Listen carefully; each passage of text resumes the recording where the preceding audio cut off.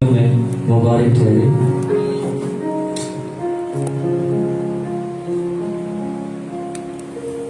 मैं खुदावंद का नहायत शुक्रगुजार हूँ, उसने मेरी जिंदगी में एक दफा फिर से ये खूबसूरत तरीन मौका बख्शा कि आप सबके साथ मिलके उसके मुकद्दस कलाम को सीखने वाला। आमीन। और मेरा ईमान है जो कुछ उसके माइंड में है, उसके दिल में है, आपके भी दिलों में इंस्टॉल करेगा। आमीन। सो बड़े गौर से थोड़ी देर के लिए खुदा के मुकद्दस कलाम में से सीखेंगे।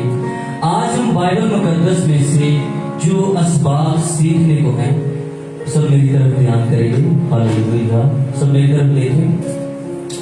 बाइबल मुकद्दस में से आज जो हम असबाब सीखने वाले हैं वो यीशुआ की किताब में से, यीशुआ की बुक में से आज हम कुछ अपने लिए, अपनी जिंदगी के लिए, अपनी प्रैक्टिकल लाइफ के लिए, अपनी रूहानी जिंदगी के लिए कुछ आज हम असबाब सीखेंगे यीशुआ की किताब में से। सो यीशुआ की किताब में एक बड़ा मुख्तसर सा किरदार है अकन। अकन एक बड़ा महजब और बड़ा मुतदिल एक सिपाही था। यीशुआ की जो टीम थी, यीशुआ की जो कौम थी, उसकी कौम का अकन एक सिपाही था। और अकन के नाम का मतलब है परेशानी। अकन के नाम का मतलब है परेशानी। सो अकन जो एक सिपाही था वो अपनी पूरी कौम के लिए परेशानी, तकलीफ, शिकस्त और जवाल का सबब ठहरा। अगर आप यीशुआ के 7वें बाब का मुतालिया करें और उससे पहले आप पहले 6 अबवाब का मुतालिया करें, पढ़ें, तो आपको ऐसे लगेगा कि जो 7वां बाब है वो पहले 6 अबवाब से बिल्कुल मुख्तलिफ है। आप 6 बाब को, पहले 6 अबवाब को आप स्टडी करते आ रहे हैं। पहला बाब स्टडी किया, दूसरा, चौथा, 5वां, 6वां, और जैसे ही आप 7वें बाब पे जाएंगे तो आपको ऐसे लगेगा जैसे आप कोई और बुक पढ़ना शुरू कर दी है। आपने कोई पहली किताब छोड़ के कोई दूसरी किताब आप पढ़ना शुरू आपने कर दी है। उसके पीछे वजह क्या है? क्योंकि 7वां बाब जो पहले 6 बाब हैं उनसे बिल्कुल मुख्तलिफ है। क्योंकि जो पहले 6 बाब हैं उसमें सब कुछ बड़ा ग्रेट होता है, सब कुछ बड़ी अच्छे से हो रहा होता है। खुदा अपनी कौम को, यीशुआ को फतह देता है। खुदा यीशुआ के साथ वादा करता है कि मैं कभी तुझसे दस्तबरदार ना होऊंगा, मैं हमेशा तेरे साथ साथ रहूंगा, जहां तेरे पांव का तलवा टिकेगा वो मैं जगह तुझे दे दूंगा। और उसे बहुत बड़ी बड़ी फतूहात मिलती है। आप देखिए किस तरह यीशु अपनी कौम को लेके यरदन से पार लेके जाता है और मौजजाना तरीके से, मेरा ध्यान रखिए, मौजजाना तरीके से किस तरह यीशु और उसकी कौम यरीको को फतह करते हैं। सिर्फ उनके ललकारने से यरीको की दीवार गिर जाती है। ललकारने से कुछ नहीं करते, सिर्फ ललकारते हैं और यरीको की दीवार गिर जाती है और वो यरीको को फतह कर लेते हैं। अगर आप 6ठे बाब की लास्ट वर्स पढ़े, 6ठे बाब की आखिरी वर्स पढ़े तो उसमें यूं मरकूम है, सो खुदावन यीशुआ के साथ था और उस सारे मुल्क में उसकी शोहरत फैल गई। खुदावन यीशुआ के साथ था और पूरे मुल्क में यीशुआ की शोहरत फैल गई। ये 6ठे बाब की लास्ट वर्स है।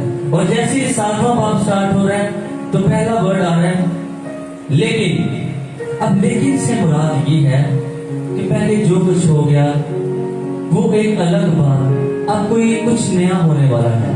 लेकिन से मुराद है स्टोरी चेंज होने वाली है, अब कुछ और होने वाला है। लेकिन खुदा यीशुआ के साथ था, यीशुआ की शोहरत पूरे मुल्क में फैल गई। 7वें बाब का पहला ही लफ्ज लेकिन।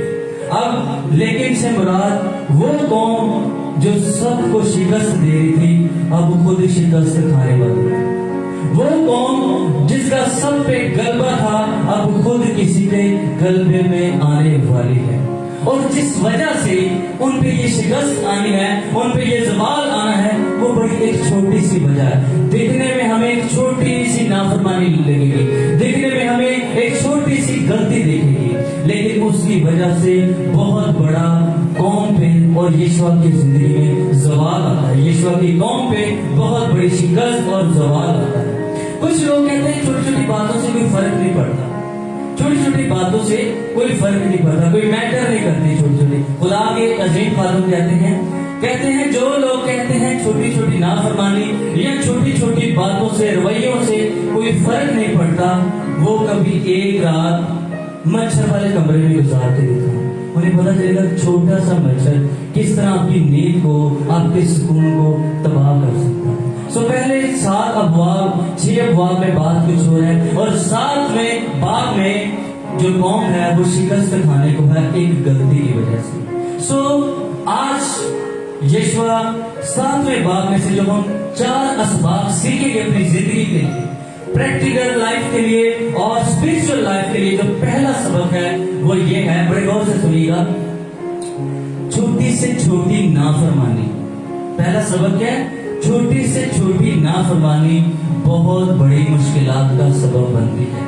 چھوٹی سے چھوٹی نافرمانی بہت بڑی مشکلات کا سبب بنتی ہے. اب 7ویں باب کی پہلی ورس کو پڑھتے ہیں. خدا ان کے کلام میں یوں مرقوم ہے, لیکن بنی اسرائیل نے مخصوص کی ہوئی چیز میں خیانت کی, کیونکہ اکن بن کرمی بن زبدی بن زارا نے جو یہودا کے قبیلے کا تھا ان مخصوص کی ہوئی چیزوں میں سے کچھ لے لیا, سو خداوند کا قہر اسرائیل پر بڑھ گیا. خداوند کا قہر اسرائیل پر بڑھ گیا. اکن نے اس مال میں سے خیانت کی. میں آپ کو تھوڑا سا اس کے بارے میں, اسٹوری کے بارے میں, مجھے یہ بھی پتا ہے, یہ بہت کم لوگوں نے اس کے بارے میں, اکن کے بارے میں سنا ہوگا, ایون تو میں نے اس کے بارے میں فرسٹ ٹائم پڑھا ہے, ٹو بی آنسٹ. آپ تھوڑا سا اپنا دھیان میرے ساتھ تھوڑا کوآپریٹ کریں گے تو ہم سیکھ پائیں گے, اسٹوری سے تھوڑا ہم واقف ہو پائیں گے. اب ہوتا کیا ہے, اکن ایک سپاہی ہے. جب یہ یرو کو فتح کرنے کے لیے جاتے ہیں تو یرو میں جتنا سونا, چاندی, پیتل اور لوہے کے برتن تھے وہ خدا کے گھر کے لیے تھے. وہ خزانہ سارا خدا کے گھر کے لیے تھا اور وہ مقدس تھا. لوگوں کو اس چیزوں سے, ان چیزوں سے دور رہنا تھا, کیونکہ یشوع اپنے 6 باب میں بڑے واضح طور پہ بتاتا ہے کہ جتنا بھی ادھر سونے, چاندی, پیتل اور لوہے کے برتن ہیں وہ تمہارا نہیں, وہ خدا کا ہے. تم لوگوں نے اس سے دور رہنا ہے, اس کو چھونا بھی نہیں, کیونکہ وہ خدا کا ہے, وہ خدا کے گھر کا خزانہ ہے. اگر تم میں سے کوئی اس خزانے کو ٹچ بھی کرتا ہے, چھوتا بھی ہے, تو وہ لعنتی ٹھہرے گا. ہوتا کیا ہے, ان سپاہیوں میں سے ایک بندہ اکن, جس کا جب وہ مال کو دیکھتا ہے, بابل کی اس نفیس چادر کو دیکھتا ہے, 200 مشکال چاندی اور 50 مشکال سونے کی اینٹ کو دیکھتا ہے, تو اس کا دل للچاتا ہے. اس چیز کی کیئر نہیں کرتا کہ یشوع نے ہمیں کیا آرڈرز دیے ہیں, یشوع نے کیا انسٹرکشن دی ہیں, کیا ہدایت دی ہے. وہ اس خزانے میں سے اپنے گھر میں لے جاتا ہے.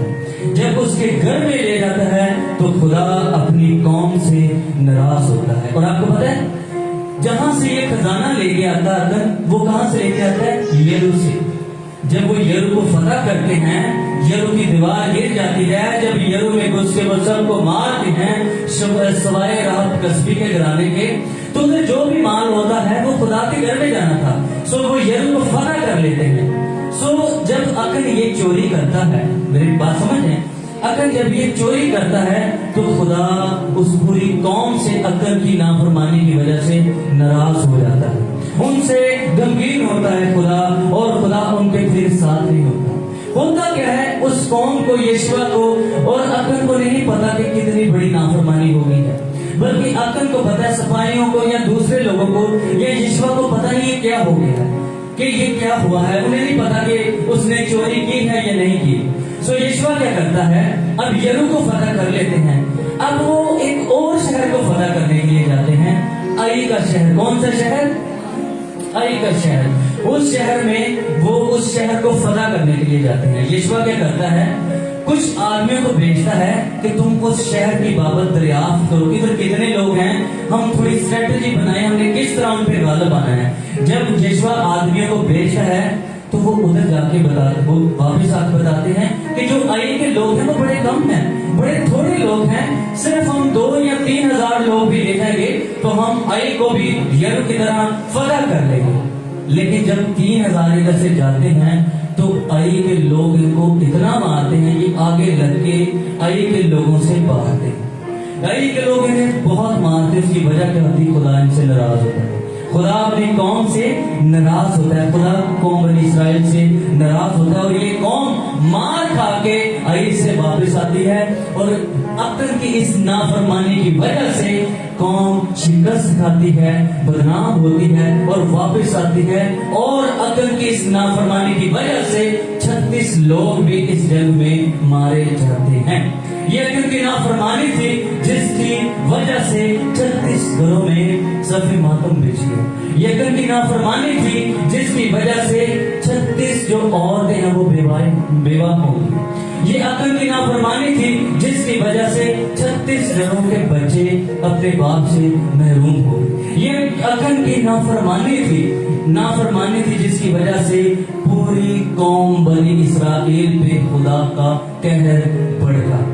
بڑے سارے لوگ یہ سوچتے ہیں چھوٹی چھوٹی چیزیں میٹر نہیں کرتی، چھوٹی چھوٹی ہماری زندگی میں میٹر نہیں کرتی۔ کیا ہوا؟ اس نے چوری کی تھی، وہ اس نے جب جنگ لڑنے گیا تو جو لوٹ مار کا تھوڑا سا مال ہے اس نے لے لیا۔ اس میں کون سا ایسا فرق پڑتا ہے؟ میری بات یاد رکھیے گا، بہت فرق پڑتا ہے۔ دیکھیں ادھر ایک اور پرنسپل، ایک اور ہمیں سبق سیکھنے کو ملتا ہے۔ اب غلطی کس نے کی تھی؟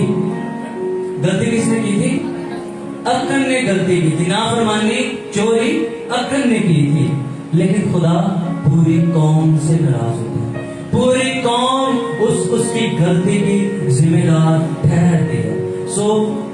یہ بھی لیسن ملتا ہے کہ کوئی ایماندار اپنی زندگی میں کوئی بھی سٹیپ لیتا ہے، اچھا سٹیپ لیتا ہے، برا سٹیپ لیتا ہے، وہ اپنی فیملی کے لیے، اپنی کلیسیا کے لیے اور اپنی قوم کے لیے باعث عزت بھی ٹھہر سکتا ہے اور باعث بدنامی بھی، ذلت بھی ٹھہر سکتا ہے۔ کسی بھی ایماندار کا کوئی بھی سٹیپ بہت میٹر کرتا ہے۔ اب دیکھیں آدم نے پھل کھایا اور آج بھی ہم گناہ میں جنم لیتے ہیں۔ مینوں وچ گناہ دے جمیا میری ماں، دیکھ میں نے گناہ میں صورت پکڑی، میں نے بدی میں صورت پکڑی اور میں گناہ کی حالت میں ماں کے پیٹ میں پڑا۔ آدم نے پھل کھایا، آدم میں ہو کے ہم نے وہ نافرمانی کی۔ ابراہیم نے اپنی بیوی سارہ کو بہکا اور اس کی اس غلطی کی وجہ سے بتیرے لوگ اپنی زندگی سے ہاتھ دھو سکتے تھے، اپنی جان سے مارے جا سکتے تھے۔ اب دیکھیں داؤد کے ایک غلط فیصلے سے 70,000 لوگ اپنی جان سے ہاتھ دھو بیٹھے۔ یونا نے ایک نافرمانی کی، نینوا جانے کے بجائے ترسیس کو گیا اور یونا کی وجہ سے پورے جہاز میں طوفان ہے، ایک بندے کی غلطی میٹر کرتی ہے۔ اسی طرح ایسٹر دیکھیں، اس ایک بندے کی وجہ سے پوری قوم بنی اسرائیل محفوظ ہوتی ہے۔ آپ دیکھیں نوح نے جب طوفان سے بچا تو اس نے اپنے آپ میں عہد کیا کہ میں خداوند کی شکر گزاری کروں، اور اس کی اس سٹیپ کی وجہ سے خدا نے اس کے ساتھ وعدہ کیا کہ میں آئندہ کبھی بھی پوری امت کو ایسے پانی کے ساتھ نہیں ماروں گا۔ آپ اسی طرح دیکھیں اس سٹوری میں آپ کو ایک رہب کسبی ملے گی۔ اس عورت کسبی کے ایک سٹیپ کی وجہ سے اس نے جو یشوا کے لوگ تھے انہیں اس نے گھر میں سنبھالا تھا، اس نے چھپایا تھا ان لوگوں کو۔ اس رہب کسبی کی وجہ سے اس کا پورا خاندان بچ گیا اور سارا یرود تباہ ہو گیا، مر گئے، لیکن رہب کسبی کا خاندان بچ گیا۔ کسی بھی ایماندار کا اچھا یا برا سٹیپ میٹر کرتا ہے، اور ہماری جو چھوٹی سے چھوٹی نافرمانی ہے، شاید عقل نے سوچا ہو اتنا مال ہے، میں نے جیتا ہے، میں نے آ کے لڑائی کی ہے، اس میں کون سا اتنا فرق پڑتا ہے۔ اس نے اس کی انسٹرکشن کو دیکھیں، اس نے شاید سوچا ہو شاید یشوا نے ایسے ہی کہہ دیا ہے، شاید اس نے یشوا کی بات کو سیریس نہیں لیا، اس نے شاید اپنے دل میں ایک چھوٹی سی نافرمانی کی ہو، لیکن اس کی اس نافرمانی کی وجہ سے کتنا بڑا نقصان ہوا۔ اپنی زندگی میں آج یہ لیسنز لیں کہ कोई भी आपकी छोटी से छोटी नाफरमानी आप आपकी फैमिली, आपकी कलीसिया, आपकी कौम के लिए बहुत बड़ा मुश्किल का सबब ठहर सकती है। और दूसरे नंबर पे आपका हर स्टेप, आप जितने लोगों के साथ कनेक्टेड हैं उनकी जिंदगी में मैटर करता है। एक चोजन वन फिल्म है, उसमें भी यही चीज बताई गई है कि हम आपस में एक दूसरे के साथ इस तौर से कनेक्टेड है, हमारी हरकतों से, हमारे एक्ट से, हमारे रवैयों से दूसरों की जिंदगियों में हमारे रवैये असर अंदाज होते हैं। सो अपनी जिंदगी में उस बंदे से दूर रहें जो बंदा कहता है कि मैं अपनी जिंदगी में जो मर्जी करूं, मुझे कोई ना कहे, और मेरे कुछ भी करने से किसी की जिंदगी में फर्क नहीं पड़ता, क्योंकि फर्क पड़ता है। खुदा के कलाम में लिखा है, लेकिन एक गुनाहगार बहुत सी नेकी को बर्बाद कर देता है। सो अकल ने एक नाफरमानी की, और शायद उसके लिए और सुनने वालों के लिए एक छोटी सी नाफरमानी हो, लेकिन उसकी इस नाफरमानी की वजह से पूरी कौम शिकस्त खाई, पूरी कौम ने शिकस्त खाई और पूरी कौम ज़वाल का सबब ठहरी। सो पहला लेसन, छोटी से छोटी जो नाफरमानी है, छोटी से छोटी जो हमारी नाफरमानी है, बड़ी मुश्किलात का सबब ठहरती है। दूसरा लेसन देखिए, गुनाह एकदम से हमारी जिंदगी में नहीं आते, गुनाह एकदम से नहीं हम गुनाह कर बैठते, उसकी कुछ स्टेजेस है, उसके कुछ मराहल हैं गुनाह के। देखें, अब इधर लिखा है, अब यीशु को जब अकन बताता है तो अकन कहता है कि जब मैंने लूट के माल में से बाबुल की नफीस चादर देखी, और जब 200 मस्काल सोने या चांदी और 50 मस्काल सोने की ईंट देखी, तो मेरा दिल ललचा गया, मेरा दिल ललचा गया। अब देखें, अकन ने पहले देखा, फिर उसके अंदर एक डिजायर पैदा हुई, फिर उस ख्वाहिश में फंस गया, फिर उसने फैसला लिया, फिर वो उस फैसले की वजह से मारा गया। सो एकदम से अकल की जिंदगी में ये गुनाह करने का ये अमल नहीं पैदा हुआ, ये स्टेप बाय स्टेप हुआ है, एकदम से नहीं बल्कि स्टेप बाय स्टेप उसने गुनाह किया है। सो खुदा के कलाम में देखें, हवा ने पहले फल को देखा, वो खाने में बड़ा अच्छा और दिखने में बड़ा खुशनुमा था, फिर उसके दिल में डिजायर पैदा हुई, फिर उसने नाफरमानी की, गुनाह किया। सो हमारी जिंदगी में भी कुछ मराहिल हैं, पहले देखते हैं, फिर हमारे दिल में ख्वाहिश पैदा होती है, फिर हम उसके बाद उस काम को करते हैं। सो गुनाह के 4 मराहिल आपके सामने रखूंगा। गुनाह का पहला जो मरहला है, मेरी तरफ देखें बहनों, गुनाह का जो पहला मरहला है वो डिजायर है, ख्वाहिश है। सबसे पहले हमारे अंदर किसी चीज के लिए ख्वाहिश पैदा होती है। पहले सब गुनाह की जो पहली स्टेज है वो क्या है? ख्वाहिश। देखिए मेरी बात याद रखिए, जो ख्वाहिश है ये एक बुरी चीज नहीं, ये एक नॉर्मल चीज है। ख्वाहिश बुरी चीज नहीं, एक नॉर्मल चीज है। मैंने एक सर्मन में मैंने बताया था कि कोई भी काम, किसी भी चीज में हम तरक्की ख्वाहिश के बगैर नहीं कर सकते। ख्वाहिश एक बुरी चीज नहीं है, तो फिर मसला किधर है? अगर ख्वाहिश में हम तरक्की कर सकते हैं तो फिर प्रॉब्लम किधर है? सो गुनाह का पहला मरहला ही ख्वाहिश है। अजीजों, कोई भी ख्वाहिश जो खुदा के कलाम के मुखालिफ, खुदा के कलाम के अगेंस्ट होकर हम पूरी करते हैं, खुदा की मर्जी के खिलाफ होकर जब हम उस ख्वाहिश को पूरा करते हैं, फिर वो गुनाह का पहला मरहला बनती है।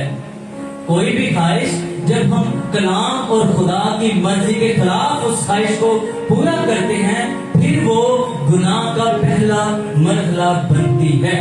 सो देखें, जैसे खाना खाना, ईटिंग एक नॉर्मल है लेकिन ग्लोटली सिन है। ईटिंग नॉर्मल है लेकिन ग्लोट नहीं। ईटिंग का मतलब खाना, हम खाना खाते हैं, एक नॉर्मल चीज है, एक आम चीज है, लेकिन पेटू होना, जरूरत से ज्यादा खाना गुनाह है। सोना एक नॉर्मल चीज है, हम सोते हैं, एक नॉर्मल चीज है, एक आम चीज है, लेकिन सुस्ती गुनाह है। इसी तरह जो जिनसी अमल है वो एक नॉर्मल चीज है, लेकिन ज़ना गुनाह है। इसी तरह देखिए, हम एजुकेशन लेते हैं, पढ़ते हम डिग्रीज लेना चाहते हैं। सो पढ़ना, तालीम हासिल करना एक नॉर्मल चीज है, लेकिन टेस्ट में चीटिंग करना गुनाह है। خواہش ہونا بری چیز نہیں ہے، لیکن خواہش کو خدا کی مرضی کی جب اگینسٹ پورا کرنے کی کوشش کریں، جب غلط اینگل میں، غلط ڈائریکشن میں خواہش کو پورا کریں، تو پھر وہ گناہ کا پہلا مرحلہ بن جاتی ہے۔ گناہ کا پہلا مرحلہ ہے خواہش۔ پھر کیا ہوتا ہے؟ ہم نے پہلے باب کی 14-15 آیت پڑھی تھی، میں دوبارہ پڑھوں گا۔ ہر شخص اپنی خواہشوں میں کھینچ کر پھنس کر آزمایا جاتا ہے، اور آگے 15 ہے، پھر خواہش حاملہ ہو کر گناہ کو جنتی ہے، اور گناہ جب بڑھ چکا تو موت پیدا کرتا ہے۔ ہر شخص اپنی خواہش کی وجہ سے خواہش میں پھنس کر آزمایا جاتا ہے۔ گناہ کا پہلا مرحلہ ہے خواہش کرنا۔ دوسرے نمبر پہ اس خواہش میں پھنس جانا، دوسرا سٹیپ ہے اس خواہش میں پھنس جانا۔ آپ دیکھیں آدم کے جب پہلے خواہش پیدا دیکھتا ہے، خواہش پیدا ہوتی ہے، پھر اس کا دل للچاتا ہے، پھر اس خواہش میں وہ پھنس جاتا ہے۔ ادھر جو پھنسنے کے لیے جو ورڈ استعمال ہوا ہے، جیسے ہم چوہا پکڑنے کے لیے وہ کڑکی لگاتے ہیں، کسی کو یا شکاری جو ایسے کسی اپنے شکار کو پکڑنے کے لیے جو لگاتا ہے، ایسے شکاری کو پکڑنے کے لیے وہ ورڈ استعمال ہوا ہے، پھنسنا، پھنسانے کے لیے جو شکاری استعمال کرتا ہے۔ اس طرح ہم اپنی خواہش میں پھنستے ہیں۔ پہلا سٹیپ ہم خواہش کرتے ہیں، دوسرا سٹیپ یہ ہے گناہ کا کہ ہم اس خواہش میں پھنس جاتے ہیں۔ تیسرے نمبر پہ جو تیسرا سٹیپ ہے وہ یہ ہے کہ جو ہماری خواہش ہے وہ حاملہ ہوتی ہے، ہماری خواہش حاملہ ہوتی ہے، ہماری خواہش حاملہ ہوتی ہے۔ اب دیکھیں، آپ ایک چیز نوٹس کریں گے، جو یعقوب ہے وہ جو اینیمل ٹرمز ہیں وہ استعمال کر رہے ہیں۔ ان دونوں آیات میں جو یعقوب ہے وہ اینیمل ٹرمز استعمال کر رہا ہے، اس کے جانوروں کے لیے جو اصطلاح استعمال کی جاتی ہے، پر یعقوب وہ اصطلاح استعمال کر رہا ہے۔ اس کے پیچھے ریزن بتا کیا ہے؟ ایکچولی وہ بتانا چاہ رہا ہے کہ جب انسان صرف اپنی خواہش کو پورا کرتا ہے، صرف اس کا مقصد اس کی خود کی خواہش ہو، جب اس کی خود غرضی ہو، تو وہ جب اس خواہش کو پورا کرنا شروع کر دیتا ہے، اس خواہش کے پیچھے بھاگتا ہے اس خواہش کو پورا کرنے کے لیے، تو اس کا لیول جانوروں کے لیول پہ آ جاتا ہے، وہ جانوروں کی طرح سوچنا شروع کر دیتا ہے۔ کوئی بھی انسان جو صرف اپنے بارے میں سوچتا ہے، صرف اپنی خواہش کو خدا کی مرضی کے خلاف پورا کرنے کی کوشش کرتا ہے، تو وہ جانوروں سے بڑھ کے نہیں ہوتا، وہ جانوروں کے لیول پہ آ جاتا ہے۔ یعقوب کہتا ہے پہلے انسان خواہش کرتا ہے، پھر اس خواہش میں پھنس جاتا ہے، پھر وہ جو خواہش ہے وہ حاملہ ہوتی ہے، اور پھر کس کو جلتی ہے؟ گناہ کو۔ کس کو جلتی ہے؟ گناہ کو جلتی ہے۔ گناہ کے لیے حاملہ کا ورڈ استعمال ہے، گناہ کو جلتی ہے۔ اور چوتھا سٹیپ ہے کہ موت، ڈیتھ، پھر ڈیتھ ہوتی ہے۔ پہلا خواہش کرنا، پھر اس خواہش میں پھنس جانا، پھر ڈیسیژن لیتے ہیں، جب وہ خواہش حاملہ ہوتی ہے ڈیسیژن لیتے ہیں، فیصلہ لیتے ہیں، اور چوتھے نمبر پہ ڈیتھ ہوتی ہے۔ ہمیں جب سٹارٹ میں جو گناہ بڑا اچھا لگتا ہے، جب شروع میں گناہ ہوتا ہے تو گناہ ہمیں بڑا اچھا لگتا ہے، جیسے شیر کا بچہ چھوٹا سا بڑا خوبصورت لگے، لیکن وہ بھی بچہ بڑا ہو کے ہمیں کھا جاتا ہے۔ گناہ سٹارٹنگ میں بہت ہمیں اچھا لگتا ہے، لیکن وہی گناہ آگے جا کے اس کا نتیجہ موت نکلتی ہے۔ کیونکہ موت کئیوں کی زندگی میں روحانی موت، جیسے آدم حوا نے نافرمانی کی، گناہ کی، لیکن وہ روحانی طور پہ مرے تھے، لیکن عقل کی زندگی میں وہ فزیکلی بھی اور اسپرچولی دونوں طرح سے عقل مرا تھا۔ گناہ ایک دم سے نہیں آتا۔ عقل نے پہلے اس نفیس چادر کو، سونے چاندی کی اینٹ کو دیکھا، اس کے اندر خواہش پیدا ہوئی، جب خواہش پیدا ہوئی تو اس خواہش کے اندر پھنس گیا، جب اس خواہش کے اندر پھنس گیا تو وہ خواہش حاملہ ہوئی، پھر اس نے ڈیسیژن لیا کہ میں اسے چرا لیتا ہوں، جب چرا لیا تو وہ سنسار ہوا، وہ مارا گیا اور اپنی پوری قوم کے لیے شکست اور زوال کا سبب ہے۔ پہلا پوائنٹ ہم نے سیکھا، چھوٹی سے چھوٹی نافرمانی ہمارے لیے بڑی مشکلات کا سبب ہے۔ دوسرے نمبر پہ ہم نے سیکھا کہ گناہ ایک دم سے ہماری زندگی میں نہیں آ جاتا، اس کے کچھ سٹیپس ہیں، کچھ مراحل ہیں، ان کے بعد گناہ ہماری زندگی میں قبضہ کرتا ہے اور ہمیں موت دیتا ہے۔ اب تیسرا جو لیسن ہے کہ جو ہر دعا ہے، تیسرا جو سبق سیکھنے والے ہیں، جو ہر دعا ہے، ہر ایک دعا وہ اصل دعا نہیں ہوتی۔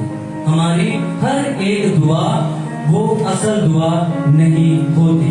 اب دیکھیں اب ہوتا کیا ہے، جب وہ لوگ مار کھاتے ہیں، جب وہ لوگ قوم بنی اسرائیل مار کھاتی ہے آئی کے لوگوں سے اور ان کے 36 لوگ مر جاتے ہیں، تو جب واپس آتے ہیں تو یشوع اور جو بزرگ ہیں اس قوم کے بزرگ ہیں وہ اپنے کپڑے پھاڑتے ہیں، اپنے کپڑے پھاڑتے ہیں اور خداوند جو عہد کا صندوق ہے اس کے آگے اونڈے منہ شام تک اونڈے منہ پڑے رہتے ہیں، اپنے کپڑے پھاڑتے ہیں، دعا کرتے ہیں.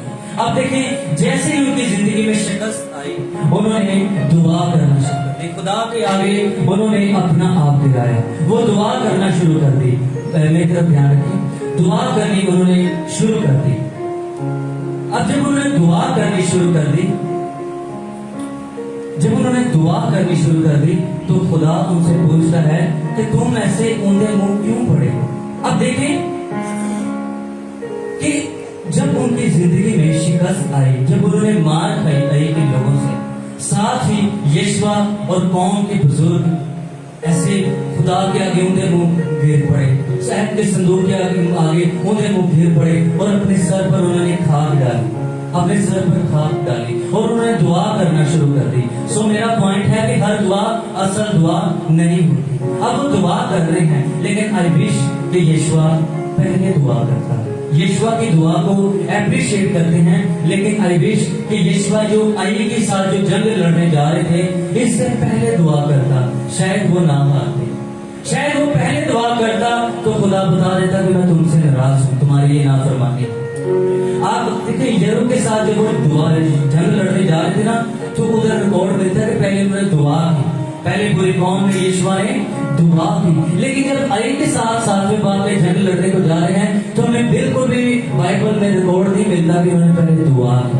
انہوں نے سوچا کہ یہ دو ادھر تھوڑے لوگ ہیں، ہمیں دعا کی ضرورت نہیں ہے، ہم ایسے ہی لڑائیں گے. شاید وہ یشوع پہلے دعا کر لیتا تو 36 لوگ بچ جاتے، یہ قوم شکست سے بچ جاتی، ان کی زندگی میں یہ زوال نہ تھا. اکن کو تو جو سزا ملی تھی وہ ملنی تھی لیکن قوم اس بربادی سے بچ جاتی. سو انہوں نے دعا انہوں نے کی لیکن خدا کیا کہتا ہے جب وہ دعا کر رہے ہیں عہد کے صندوق کے آگے اونڈے منہ پڑے ہیں. آپ کو سمجھ آ رہی میں جو بات بتا رہا ہوں، سمجھ آ رہی سب کو؟ جب وہ اونڈے منہ پڑے ہیں عہد کے صندوق کے آگے ہار میں جب اونڈے منہ پڑے ہیں تو خدا بڑا کیا کہتا ہے؟ کہتا ہے اٹھ کھڑا ہو. یشوع کو کہتا ہے اٹھ کھڑا ہو. تو اونڈے منہ کیوں ایسے پڑا ہے؟ خدا کہتا ہے اٹھ کھڑا ہو. اس کے پیچھے آپ کو وجہ پتا کیا ہے؟ اس کے پیچھے وجہ یہ ہے کہ تب دعا کا ٹائم نہیں تھا، پریئر میٹنگ کا ٹائم نہیں تھا، تب ورکنگ کا ٹائم تھا، تب کام کرنے کا ٹائم تھا. دیکھیں خدا کے آگے جھکنا بھی ضروری ہے لیکن اپنے قدموں پہ ورکنگ کرنا بھی ضروری ہے. سو خدا یشوع کو کہتا ہے اٹھ کھڑا ہو، لوگوں کو پاک کر اور لوگوں کو کہہ کہ اپنے آپ کو کل کے لیے پاک کر.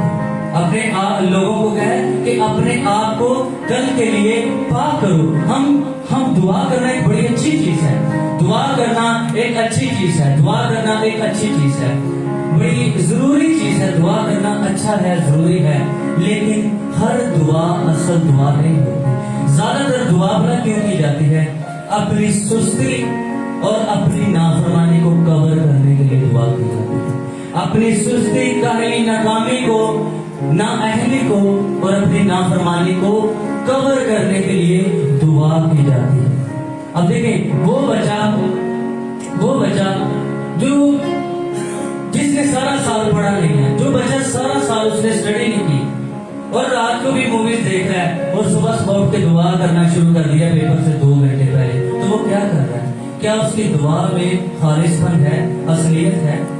وہ دعا نہیں کر رہا، وہ اپنی اس غلطی کو، اس نافرمانی کو، اس ٹائم ویسٹیج کو کور کر رہے ہیں. بتیرے لوگ ہیں جو صرف اس طرح دعا اس لیے کرتے ہیں اپنی غلطی، اپنی نافرمانی کو، اپنی شکست کو کور کر رہے ہوتے ہیں. اور یشوع اس کی قوم بھی یہی کام کر رہی ہوتی ہے. خدا کہتے ہیں کہ تم دعا نہ کرو، اٹھ کے لوگوں کو پاک کرو، اٹھ کر لوگوں کو پاک کرو. اب دیکھیں ایک خدا کے قدم بڑی کمال کی بات کہتے ہیں Action without prayer is atheism, but prayer without action is presumption.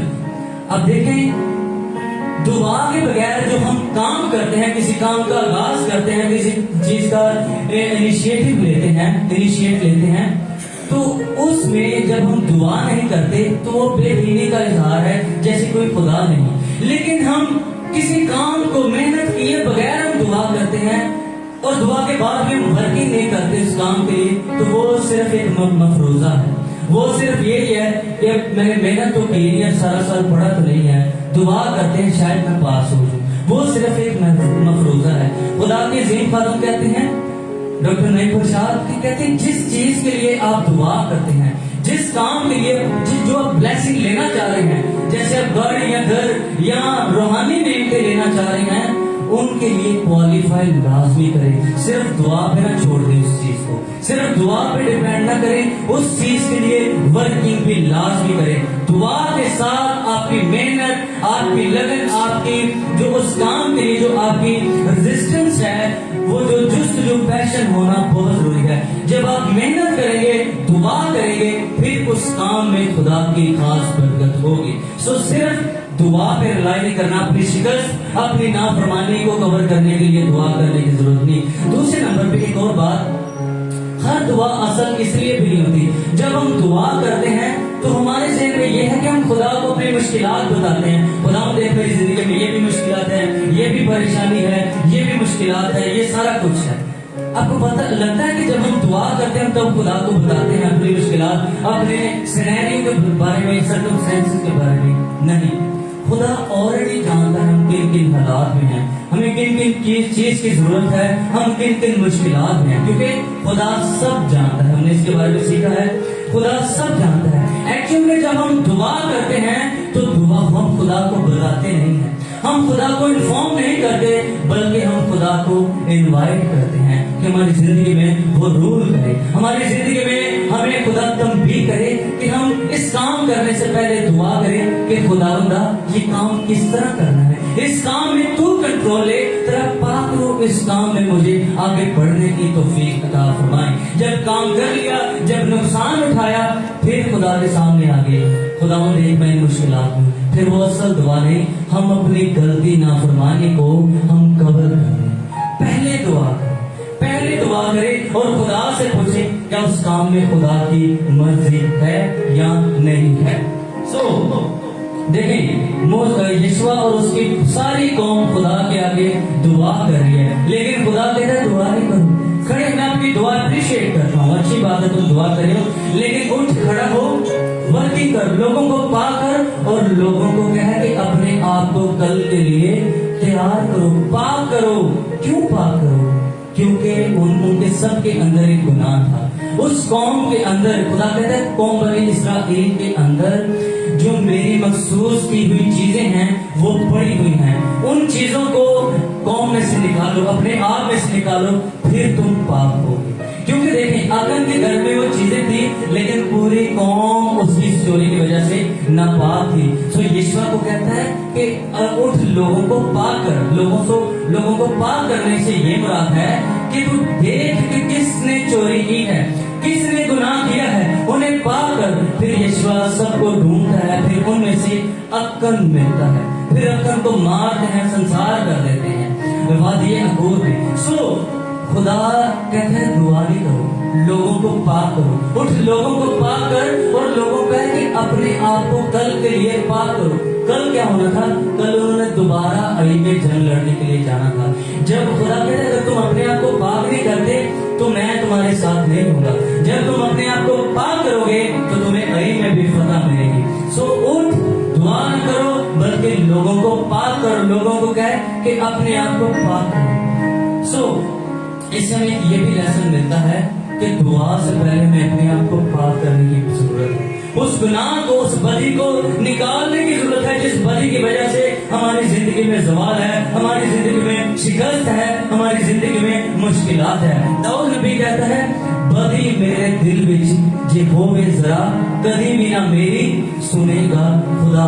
بدی کو نکالنا بڑا ضروری ہے, پھر آپ کی دعا خالص ہوگی. اپنی غلطیوں کو کور نہ کریں, آپ خدا کو نہ بتائیں، پہلے دعا کریں اور اپنے دل سے بلی نکالیں، پھر دعا کریں، پھر خدا آپ کو فتح مندی دے گا۔ آمین۔ تیسرا پوائنٹ یہ ہے کہ جو ہر دعا ہے وہ اصل دعا نہیں ہوتی، اس لیے تو لوگ کہتے ہیں ہماری دعاؤں کا جواب نہیں ملتا، ہماری دعاؤں کا جواب نہیں ملتا۔ آپ جو چیز خدا سے مانگ رہے ہیں آپ اس کے لیے کوالیفائی تو کر نہیں رہے۔ آپ مانگ رہے ہیں خدا میری فصل ہوئے آئے، تو بک کھول کے دیکھیں گے وہ کس طرح آئے گی، وہ کس طرح آئے گی۔ محنت کرنے کی ضرورت ہے، اپنی غلطیوں کو کور نہیں کرنا بلکہ دعا کے ساتھ محنت کرنے کی ضرورت ہے۔ اور اگر پھر بھی نہیں دعا سنی جا رہی تو دیکھیں کہ آپ کے اندر کوئی ایسی بدی نہیں، کوئی ایسا گناہ نہیں جس کی وجہ سے آپ شکست کھاتے جا رہے ہیں، کیونکہ خدا کہتا ہے اٹھ لوگوں کو پاک کر، لوگوں کو کہے اپنے آپ کو کل کے لیے پاک کریں۔ اور آخری پوائنٹ وہ یہ ہے کہ کوئی بھی ہماری شکست وہ ہمیشہ کے لیے نہیں ہے، ہماری شکست، کوئی بھی ہماری شکست وہ ہماری ہمیشہ کے لیے ہماری شکست نہیں رہتی۔ آپ کو پتہ ہے جب اکن پکڑا جاتا ہے تو اکن کو ایک وادی میں پتھروں کے ساتھ سنسار کیا جاتا ہے اور اس وادی کا نام اکور رکھا جاتا ہے۔ اکن اکور بڑے آپس میں نام ملتے ہیں، اکن اکور۔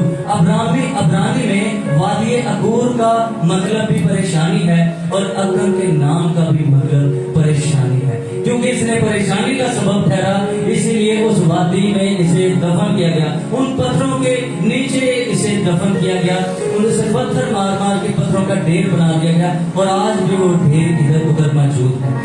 اگر پریشانی کا سبب تھا اس جگہ کا نام بھی اکور رکھ دیا گیا، وادی اکور رکھ دیا گیا۔ اب جو اکن کی ساری سٹوری تھی وہ دکھ کی، شکست کی اور خدا کے غضب کی سٹوری تھی۔ اکن نے اپنی زندگی میں گناہ کیا، اسے اس گناہ کی سزا ملی، اس کی وجہ سے اس وادی کا نام بھی وادی اکور رکھ دیا گیا۔ لیکن آپ کو پتا ہے بائبل مقدس میں پرانے عہد نامے میں 2 دفعہ اس وادی کا ذکر بڑے اچھے الفاظ میں ہوتا ہے۔ ایک ذکر اس کا یسایہ 65 باب میں ہوتا ہے اور دوسرا ہوزیا دوسرے باب کی 4 آیت میں۔ اس سے مطلب ہے خدا اس وادی کو دوبارہ فتح کرتا ہے۔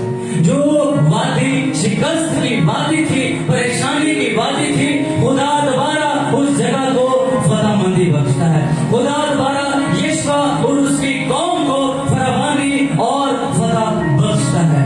دیکھیں ہمارا کوئی بھی گناہ ہمیشہ ہمارے لیے شکست کا باعث نہیں رہ سکتی۔ جیسے ہی انہوں نے اپنی زندگی میں سے گناہ نکالا تو وہی گناہ ان کی بعد میں فتح مندی بن گئی، جو ان کی کمزوریاں تھیں ان کی فتح بندی بن گئی اور آگے کو وہ زیادہ محتاط ہو گئی کہ ہم نے خدا کی نافرمانی نہیں کرنی۔ عزیزو اس بات کے ساتھ ختم کروں گا، آج ہم سب کی زندگی میں کوئی نہ کوئی مشکل پریشانی لازمی ہے، ہم لازمی کسی نہ کسی مشکل میں ضرور پھنسے۔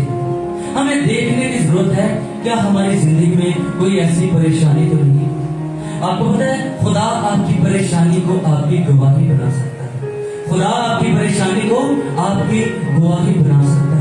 آپ کو ضرور ہے کہ آج آپ اپنی پریشانی کو دیکھیں کہ پرابلم ہے کہاں، ہمیں کس جگہ سے اپنے آپ کو پاک کرنے کی ضرورت ہے، ہمیں اپنے کس رویے کو، کس ایٹیٹیوڈ کو پاک کرنے کی ضرورت ہے، کس نافرمانی کو اپنی زندگی سے نکالنے کی ضرورت ہے۔ شاید جو لوگوں کے سامنے آپ پہ غلط بہیوتا، جو شاید آپ لوگوں کے سامنے بڑے بدتمیز ٹھہرے، وہی لوگ آپ کی گواہی دیں، وہی لوگ کہیں یہ بندہ باکمال ہے۔ پاسٹر کرس کہتے ہیں جب آپ اپنی زندگی میں چل رہے ہیں، مسیحی زندگی گزار رہے ہیں اور جتنے مشکلات آپ کی زندگی میں ہیں، جیسے دیکھیں آپ کی زندگی اس سائڈ پہ مشکلات ہیں، جیسے جیسے آپ کی زندگی میں مشکلات ہیں ان مشکلات کا حل بھی ساتھ ساتھ ہے۔ آپ کی زندگی میں جیسے جیسے مشکلات چلتی جا رہی ہیں ان مشکلات کا حل بھی ساتھ ساتھ ہے، لیکن جتنی بڑی مشکل ہوگی اتنی بڑی گواہی ہوگی۔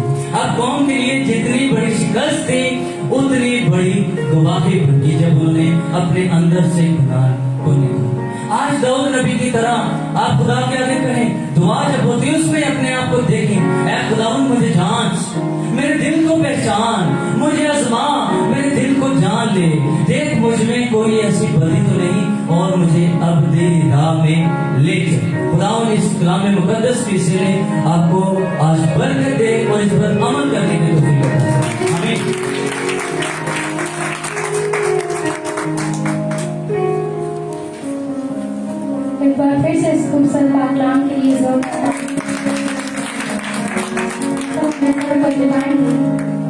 اور زندہ پاکلام کے لیے اتنے خوبصورت پاکلام کی کلام کی شکر گزاری کریں گے.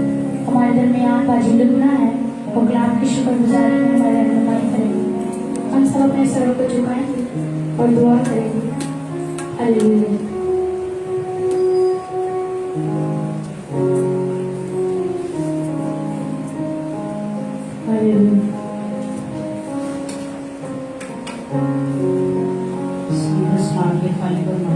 میں دل کی گہرائیوں سے تیرا شکر کرتی ہوں ان خوبصورت لمحات کے لیے.